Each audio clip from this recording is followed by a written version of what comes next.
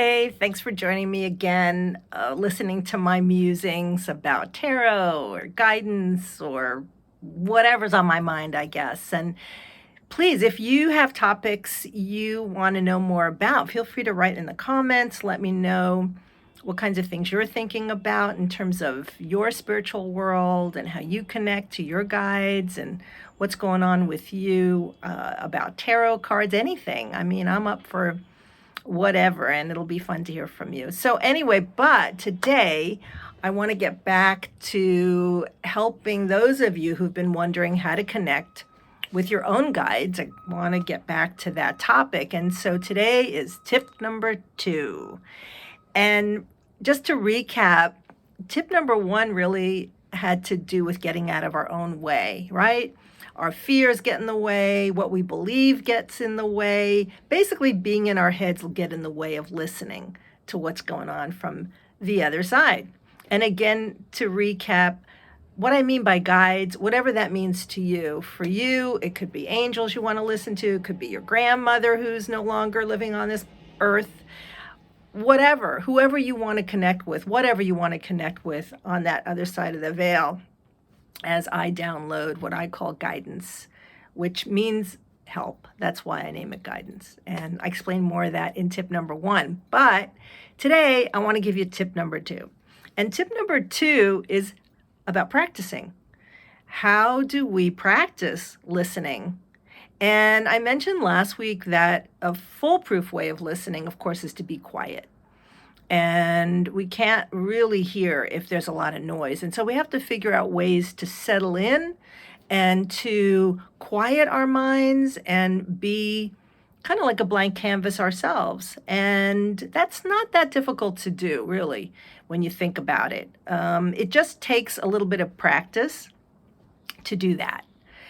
But aside from that, there is something else that you can do on a day-to-day basis if you want, or on a week-to-week basis, and that is this. Ask the universe for a message. Be very conscientious and conscious and assured that you want a message. And my advice is to leave it open-ended in the beginning. Don't ask for something specific, because then we can also get in our own way by having an expectation about an answer, et cetera, et cetera. So just be open-ended about it. Play. This is play. This is practice play. So leave your house in the morning, or if you're at home, just, when you wake up, just say, hey, today, send me a message, send me a sign. And then, you can just be available for playing with what might happen and what might come, right? So have fun with that. Have fun with looking around for that during your day and see what happens. And I will tell you this. Messages can come in all sorts of ways, right? And it's our job then to get out of our own way, to be available so that we can hear what that message is. And one of the things that I used to like to do a lot is I'd be in my car. And right, you don't have to be quiet for this. You're just asking the universe for a message. So one thing to do is I used to get in my car and I'd say, I want a message. And then I would actually turn on my radio. We have radios in the car. And a song would come up and some line in the song would be pertinent to me. There's my message. I would ask for a message. I'd be sitting somewhere. Next thing I knew, a butterfly would cross my path. And that happened. I'll never forget that happened when I was going through a transition in my life and really needed to blossom in new ways, right? Butterfly, the blossoming of out of a caterpillar comes a butterfly. Anyway, practice that. See if you yourself can determine and can figure out what message you're getting when you ask that question. Now back to being quiet. When we're quiet, we have a better chance of listening. And so another practice during those moments when you set a timer, let's say 5 or 10 minutes to be quiet, again, ask for a message during those times when you're at your most still.